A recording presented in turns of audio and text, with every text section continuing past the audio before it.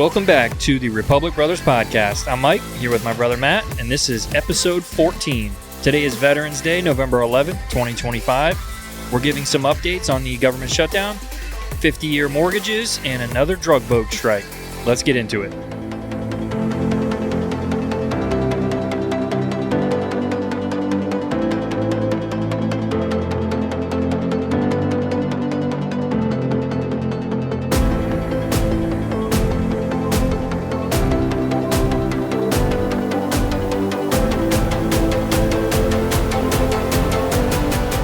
Before we get into politics, headlines, or any debate today, we want to take a moment to honor the men and women who have worn the uniform of the United States military. Veterans Day isn't just another day on the calendar. It's a reminder of the price of our freedom. Every liberty we enjoy, the right to speak freely, to worship, to build, and to disagree. All of it exists because someone stood ready to defend it. From the beaches of Normandy to the deserts of Iraq, from the jungles of Vietnam to the skies over Korea, generations of Americans have carried that burden so the rest of us could live free. To every single veteran listening, thank you. We see you, we respect you, and we are forever grateful for your service and your sacrifice. As we start off the show tonight, we do so remembering those who gave us the right to speak our minds on this microphone today. Well, Matt, let's kick off the show the same way we seem to always kick it off for the last several weeks. Day 42 of the government shutdown, but we do see some light at the end of the tunnel. Hopefully. This is, of course, the longest shutdown in history, but a funding bill is headed to the House of Representatives for a final vote as soon as Wednesday after the Senate voted 60-40 on Monday. Speaker Mike Johnson told members Monday to start returning as soon as possible, and the House is expected to vote by 4 p.m. on Wednesday. The final legislation extends funding for most agencies until January 30th, while including 3 full-year funding bills for some parts of the government. It appears most people are confident the package will clear the lower chamber and be passed on to President Trump to sign. Transportation Secretary Sean Duffy told reporters in Wisconsin that air traffic controllers who have gone without pay during the shutdown should get 70% of their back pay within 48 hours of the shutdown ending. Air traffic controllers missed their second full paycheck today. Great to hear that. It doesn't completely make up for going a month with no paycheck for those people, I'm sure. And I would imagine some air traffic controllers may have quit their jobs just to go do something else for the money. And it will still take, I would imagine, a couple weeks before everything is back to normal in the towers. And I don't know if you saw, Mike, but Gavin Newsom is at the COP30 summit. We're going to have a really long discussion on carbon emissions one day, but we'll save it for another time. Gavin Newsom is there, and on Tuesday, he said he was stunned by the decision 8 senators made to break with Democrats and end the shutdown. He warned them that they are not alarmed enough about President Trump's political norm shattering. He said, quote, "I'm not coming in to punch anybody in the face, but I'm not pleased that in the face of this invasive species that is Donald Trump, who's completely changed the game, and in my core, I'm stunned." At least he said he's not going to punch anybody in the face this time because he has said multiple times he would hit somebody. So, step in the right direction.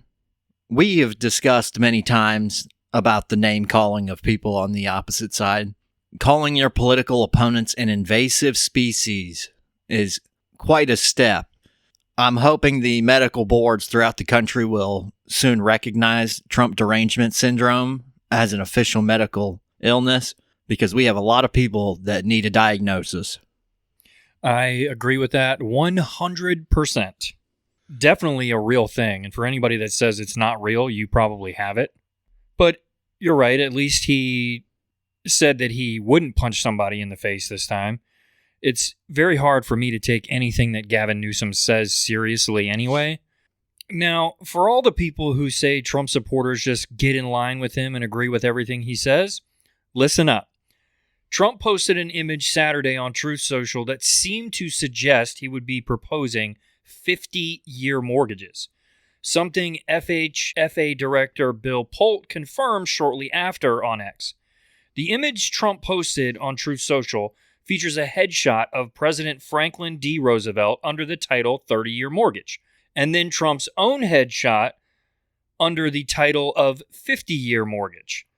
Polt then replied, quote, "Thanks to President Trump, we are indeed working on the 50-year mortgage, a complete game changer." Trump might want to be careful what he wishes for on this one. Yeah, so the idea is that it would make mortgage payments lower, and technically it would, but it wouldn't make them that much lower.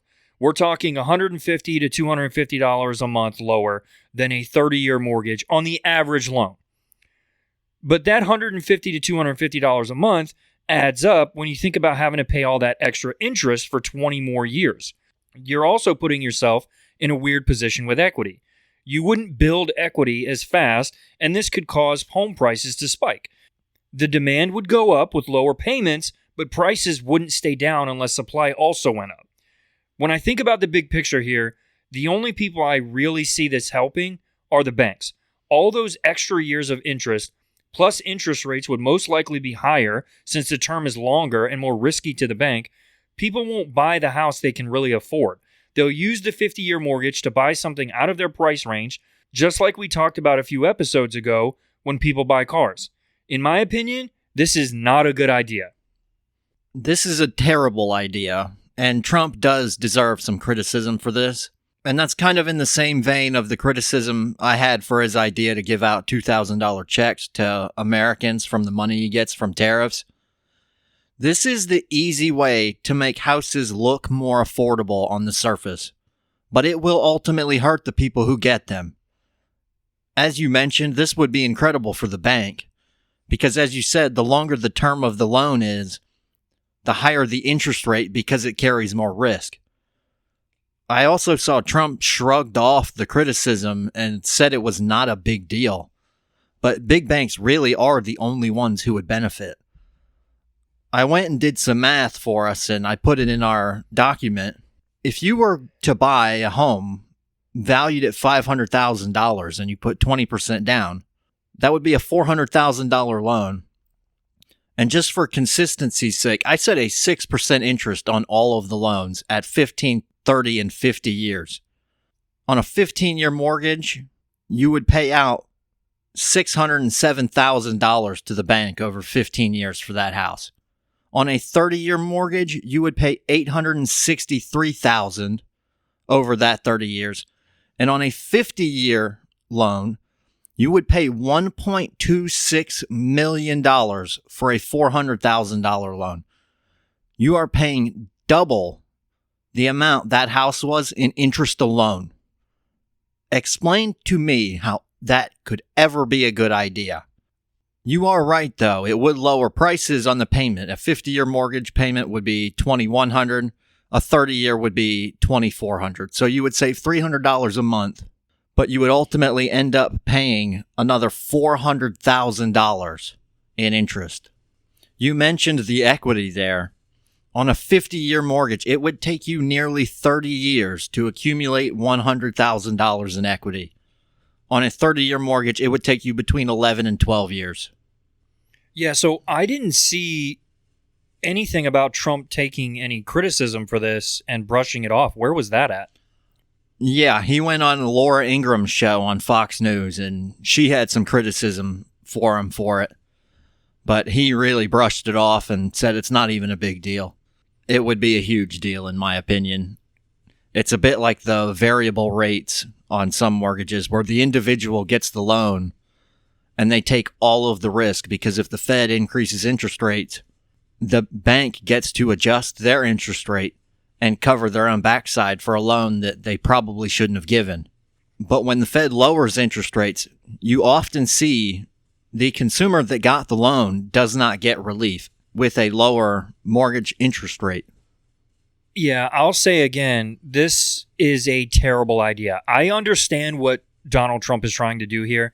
I understand he's trying to make houses more affordable. That's something that a lot of conservatives have been saying for a while. You know, they're trying to make things more affordable.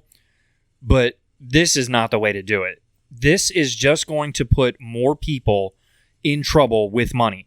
The people we've been saying for the last couple of weeks about SNAP benefits, those same people, and not just them, a bunch of Americans are going to be like, oh, I can afford a house now.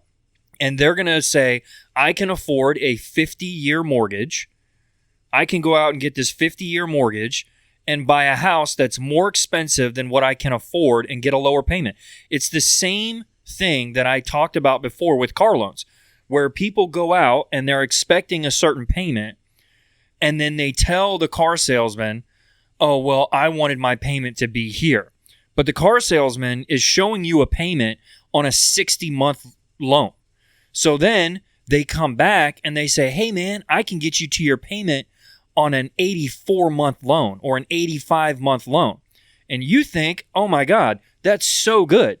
But it's not. It's terrible because same thing with the equity.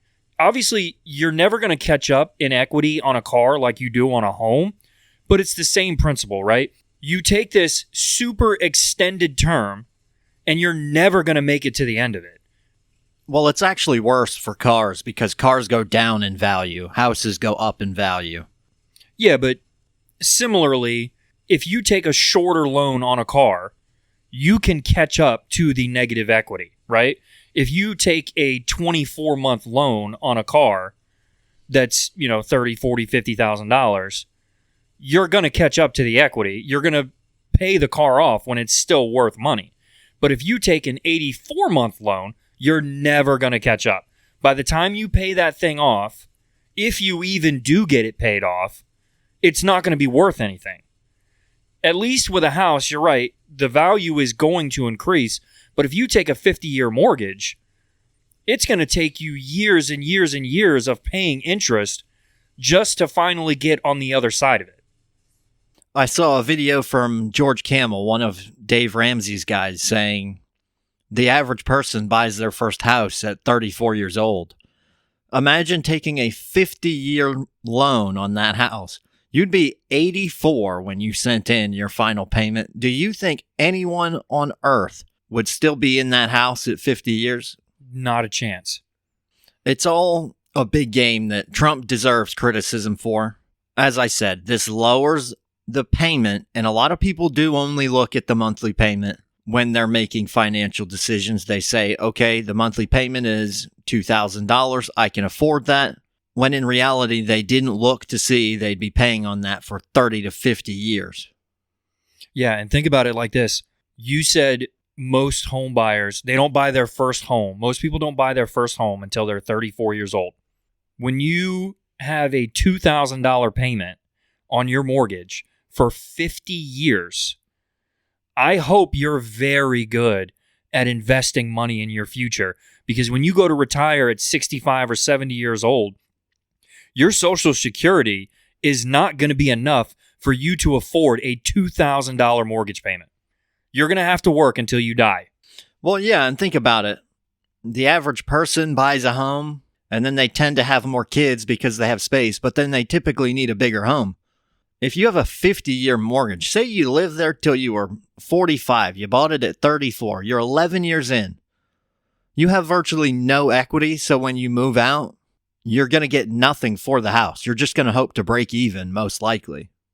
Yeah. And then you leave that burden on your kids when you take a new 50-year mortgage at 40 or 45 years old. Now you pass away at 90 years old and you still owe $100,000 on this house. It's funny you brought up George Camel and Dave Ramsey. I saw a meme of Dave Ramsey laying in a hospital bed, and the caption said, Dave Ramsey in critical condition after learning of a 50-year mortgage. He's actually the first person I thought of when I saw this whole 50-year mortgage thing. I was like, oh no, I can't wait to see the videos that Ramsey and his team make about this. Oh yeah, he's probably having a heart attack right now. Mm-hmm. He had a heart attack when they came up with the 30-year mortgage. Well, we will see how all that plays out. We both said it's a bad idea. I know there's a lot of people that share that same sentiment. There's a lot of people on the right who people call Trump supporters and say that we just get in line with everything that he says. But I think you're going to see a lot of pushback from conservatives on this idea. Transitioning away from that a little bit, there is a story I saw within the last couple days I wanted to bring up. So, on the night of January 5th, 2021, an individual is believed to have planted 2 functioning pipe bomb devices near the headquarters of the Democratic National Committee and the Republican National Committee in Washington, D.C. One device was placed under a bush behind the DNC headquarters, the other in an alley near the RNC, while the certification of the 2020 presidential election was underway. According to law enforcement assessments, the bombs were both viable explosive devices which could have been detonated. The timing and location raised suspicion that the placement may have been intended as a diversion of law enforcement resources away from the Capitol entry points. As of today, the case remains unsolved with no identified or arrested suspect. There's a $500,000 reward for information leading to an arrest. Now, there have been reports that the FBI had roughly 5,000 to 6,000 agents involved in the investigations tied to January 6th. That is 13% of the FBI's workforce. All those people working on this, and they were able to identify so many people who were at the Capitol, but they still have no idea who planted these pipe bombs. Now, it sounds fishy to me. I'm not a huge conspiracy guy, but this one stinks a little bit. Given all the cameras in D.C., it should not have been that difficult to find some footage of someone walking in the area where these bombs were found. It's funny you say that. They released a photo of this person, and obviously the person's face is covered. They're wearing dark clothes. They have, a hood on. But the shoes that they were wearing are very rare. Not super rare, but there was only so many of these shoes made. I can't remember the exact number, but apparently they investigated these shoes, trying to figure out, and trying to narrow down who could have purchased these shoes. It was small enough of a number that they should have gotten some kind of lead just off of the shoes alone. But whoever the person was, they did a very good job of hiding their identity. They did not use a cell phone that had a cell signal. It was a Wi-Fi only connection, so they weren't able to track the phone or, calls or anything like that off of the phone. They weren't able to use the phone in any way. I just can't understand how we couldn't figure out who this guy was. Yet you had people going into the Capitol that were covering their face, and they were able to track down what seems like every single one of those people. Why are we just now hearing about this? That's the other thing that seems fishy. I don't know exactly when this story broke officially, but I just saw it got a lot of airtime within the last couple of days. I had never heard of pipe bombs around January 6th, and I feel like this is a bit of a conspiracy, but if there was any evidence that this was someone on the right, don't you think the Biden administration and the left-wing media would have been throwing this out there that people who like Trump are deranged and want to blow people up? Oh, absolutely. You would think they would have jumped all over it if this was somebody on the right, or if they believed that this was somebody on the right. And I'm sure initially that was their thought, and they tried to track him down, but I'm getting the impression that this could have been an inside job. This could have been somebody connected to the government in some way, and they're not trying that hard to find them. I find it very hard to believe that they have no idea who this person is. Yeah, it does sound fishy. Even if you didn't have the unique shoes, there's cameras everywhere, especially in D.C. You couldn't watch the video back to see where he came from or where he went, and waited until he went into a house or got in a car and then gotten the tags off those cars? Yeah, and it's D.C. I'm sure there's cameras everywhere. Traffic cameras, security cameras on businesses. There's cameras all over the place there. Especially around political buildings like the DNC and the RNC. Yeah, this one just stinks a little bit. Hopefully we'll get more information about it, but they're offering a $500,000 reward for any information. So moving away from that, there is another topic that we've touched on a few times. There have now been at least 19 strikes against alleged drug smuggling boats in the Caribbean Sea and Eastern Pacific since September, killing at least 76 people. Secretary of War Pete Hegseth says the U.S. military conducted 2 strikes on alleged drug boats on Sunday, killing 6 narco-terrorists. Now, we got a comment on one of our social media clips saying they were killing innocent people and they haven't shown any evidence that these boats are carrying drugs. So for anyone who shares that thought, I want you to listen to this quote from Pete Hegseth very carefully. Pete Hegseth posted on X yesterday, November 10th, 2025 at 7:44 a.m. Quote, yesterday, at the direction of President Trump, 2 lethal kinetic strikes were conducted on 2 vessels operated by designated terrorist organizations. These vessels were known by our intelligence to be associated with illicit narcotics smuggling, were carrying narcotics, and were transiting along a known narco-trafficking transit route in the Eastern Pacific. Both strikes were conducted in international waters, and 3 male narco-terrorists were aboard each vessel. All in all, 6 were killed. No U.S. forces were harmed. Under President Trump, we are protecting the homeland and killing these cartel terrorists who wish to harm our country and its people. Yep, this has been a topic before.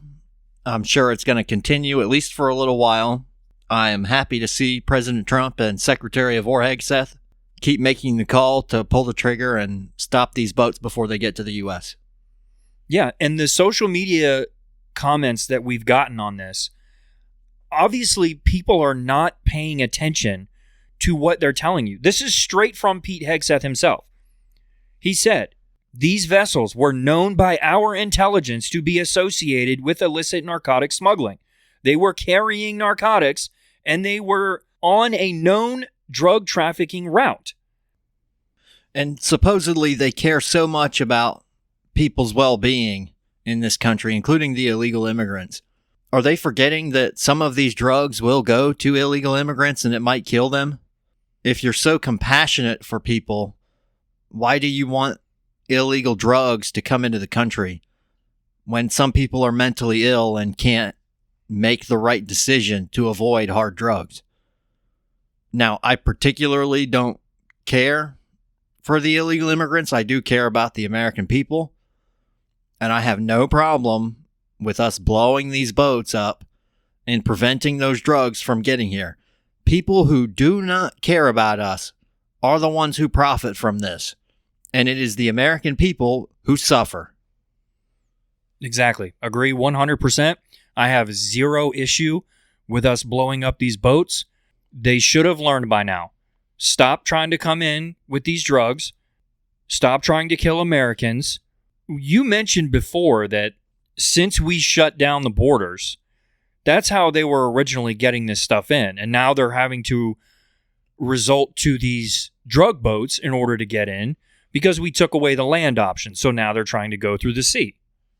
Yeah, land is easier. If you can walk it or drive it across the border, that's what you're going to do. It's more difficult to move things over water. And speaking of water, it was reported by multiple news agencies today that the USS Gerald R. Ford aircraft carrier has moved into the Latin America region, according to U.S. officials. The Ford is the newest aircraft carrier in the U.S. and the largest carrier in the world, and it carries F-35s. That comes after we have carried out 19 strikes so far against suspected drug vessels. Venezuela, of course, has denounced this, as has Colombia. Venezuelan President Nicolas Maduro warned that millions with rifles would march across his country if the U.S. were to launch airstrikes in his country. For those who don't know, Nicolas Maduro is a socialist president who implemented socialism in Venezuela using all the money they got from oil, which is their main source of income for the country. Now they don't produce much oil, and they don't have the margins on that oil production to have any kind of significant profit. That means that socialism did what it was supposed to and leveled the playing field for everyone. And now everyone in the country is equally poor except for the top government officials. It's not a big surprise Venezuela doesn't like an aircraft carrier off their coast. Most countries get really ticked off with us when we do this, and we've done this to many countries. That's how we project power. But I've seen people shouting that Trump is going to start a war with Venezuela, which is completely false in my opinion. There's really no upside to a war. We've talked about this with other countries. We could easily topple the government of Venezuela, but there's no guarantee that the next president will be any better. It kind of goes back to that saying that the devil you know is better than the devil you don't know. If Trump were to start a war, which technically he can't, only Congress can do that, but if he did, myself and many others on the right will be here to call him out for it. Yeah, so there's really no upside in us going after Venezuela. What is it that they're doing that we would even want to go to war with them anyway? Venezuela produces something like 500,000 barrels of oil per day. That is a fraction of what we produce. That's a fraction of what the Saudis produce. You could say it's for the oil, but they really don't produce much. And again, we could topple the government. It wouldn't be that difficult, but you don't know that the next thing is going to be better. Yeah, so Venezuela is basically just a blip on our radar. We really don't care that much about them. They're kind of like the North Korea of South America. They're a nuisance, but for us, ultimately, they aren't a massive threat. For their neighbors, they are a problem. Well, Matt, the last thing I want to get into here and get your opinion on, Attorney General Pam Bondi and FBI Director Kash Patel have produced documents to Congress showing how Bill and Hillary Clinton's foundation collected money from foreign and domestic interests seeking influence, raising fresh concerns that this evidence was kept from federal prosecutors who tried to investigate pay-to-play allegations against the former First Family a decade ago. Now, officials told Just the News that the documents were transmitted to the Senate Judiciary Committee in recent days and detail numerous instances of foreigners and even a U.S. defense contractor seeking to curry favor with the Clintons through donations to their family charity. This includes when Hillary Clinton served as the Secretary of State. The official said some of the evidence was flagged by whistleblowers who claimed such evidence was kept from a corruption investigation that was being conducted in 2015 by the Little Rock, Arkansas U.S. Attorney's Office before it was shut down by the Obama administration's Justice Department. The documents will make clear that there was an effort to, quote, obstruct legitimate inquiries into the foundation by blocking real investigation by line-level FBI agents and DOJ field prosecutors and keeping them from following the money. That was from one official directly familiar with the documents. Now, we all know about Hillary's emails. Is this really a surprise? High-level politicians taking bribes for political influence and special favors. That happens all the time. There's more corruption in our government than we are led to believe. Now, we are not as corrupt as a Russia or a China, but there's far more of it there that they just don't tell us about. Why was Hunter Biden on the board of Burisma? Does he have any knowledge on oil and gas? But he was getting a massive salary to be on the board of an oil company in Ukraine. And I hate to call out Trump, but if you recall, Michael, Trump did take a jet from the Qataris. We've had our largest military base in the Middle East in Qatar for 25 years. We've been taking bribes from Qatar for 25 years. And it's been every single president since then. Yep, and I just want to mention this too. We know that this happens on both sides.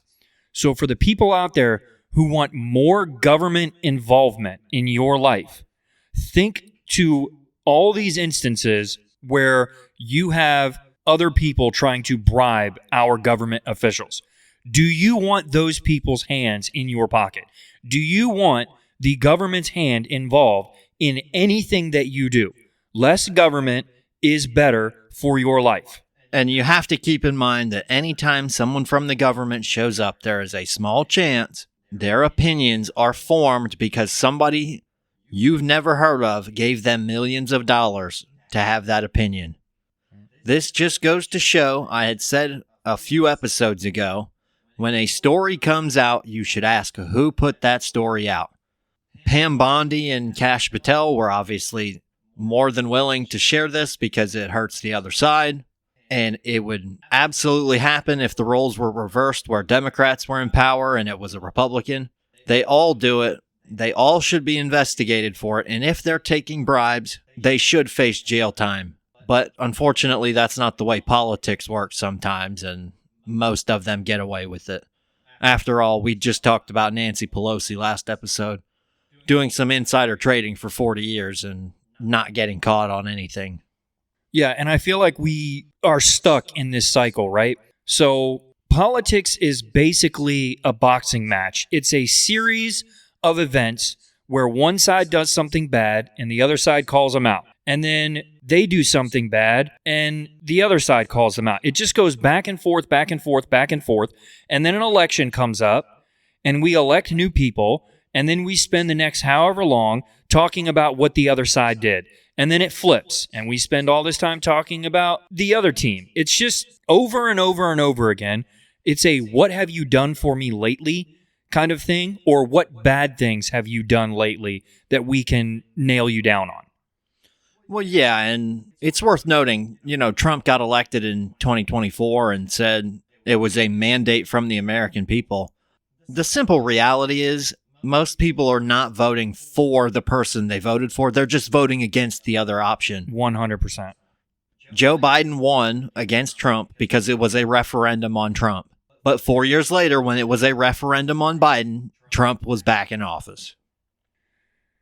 So, Matt, let's go ahead and move on to our blind ranking. So we're actually going to do 2 blind rankings tonight. I'm going to give you the first one. You're going to give me the second one. It's going to be on the same topic. So we're going to do a blind ranking of states you'd want to live in based on their politics and laws.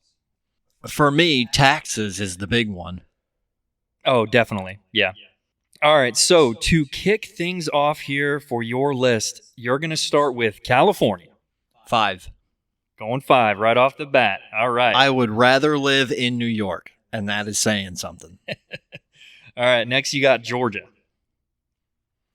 Georgia's not bad. I'm trying to figure out how many of Texas and Florida have you given me here. I'm going to go 3 on Georgia. 3, okay. But I would live in Georgia. It's not a bad place. Next up, you got New York. 4. Next, you got Florida. 1. And at number 2, I gave you an easy list. You had to get Georgia correct for the list to be perfect, and you nailed it. So you got Texas at number 2. Okay. I kind of hedged on Georgia, thinking you might throw our home state in there as well. I thought about it at first, but then I switched it up, and because I knew if you put California at 4 or 5, when you got Georgia, if you didn't put Georgia at 3, you were going to have New York next, and you were going to end up with Florida or Texas lower than New York if you messed up Georgia. Yeah. Good list. Florida 1, Texas 2, Georgia 3, New York 4, California 5. So, all right, what do you got for me? I wanted to make mine a little more difficult for you. So, state number 1, Delaware. Ouch. Delaware. I'm going to put, I feel like I got to go right down the middle. I'm going to go Delaware at 3. Delaware at 3, okay. Next up, Tennessee. No state income tax in Tennessee. And I'm a cold weather person. I like cold weather. I feel like you get all 4 seasons, even though that's not what this list is about. I'm just thinking about places I'd like to live. So I'm going to put Tennessee at 1. 1? Okay. Yep, I'm going to go 1. I kind of expected that. All right. Next up, I've got for you Idaho. Idaho is a very rural area. I'm going to put Idaho at 2. 2, okay. Yep, so I got, 4 and 5 left? You've got 4 and 5 left. Great. Next up, Alaska. You said you like the cold. I do. Alaska is up there, though. That is very cold a lot of the time. Plus the times with the sun not being out for extended periods of time. Low taxes. Also, you get an oil dividend from the state. Yeah, I'm going to put Alaska at 4. You'll be happy you did that, because your number 5 is the state of Washington. Oh, okay. Yeah, definitely. I think I nailed it. If you're going to go cold, though, I think you'd rather be in Alaska than Delaware, though, right? You put Delaware at 3, Alaska at 4. Yeah, true. But overall, not bad. Alaska is just so far out there. And like I said, with the sun not coming out for extended periods of time, then it being dark for forever. Like, imagine walking into a bar. I've heard this story before from people who have been there and lived there, where you walk into the bar at 7 o'clock and then you leave at 1 a.m. and you walk outside and it's still light outside. That would just really, I think, throw me off at first. But I'm sure Alaska is probably prettier. So if I could, I think I probably would flip Delaware and Alaska. Well, nothing says you have to live in the northern part of Alaska. You could always live in an island down in the southeast part. Yeah, that's really close to, that's too close to Washington. I'd like to stay as far away from there as possible. That wraps up episode 14 of the Republic Brothers podcast. As we wrap up today's episode, we just want to circle back to where we started with gratitude. To every veteran and to every family that's carried the weight alongside them, we can't thank you enough. You've done your duty, and it's on the rest of us to make sure this country stays worthy of your sacrifice. Freedom isn't guaranteed. It's earned, defended, and passed down generation after generation. And it's up to us, the people who benefit from your courage, to protect what you fought for. From Matt and myself, thank you for your service, thank you for your example, and thank you for reminding us what it means to love this country. The United States of America, the land of the free because of the brave. Make sure to follow the Republic Brothers podcast on social media, leave us a rating, subscribe, and share this episode with a friend. Thanks for tuning in. See you next time.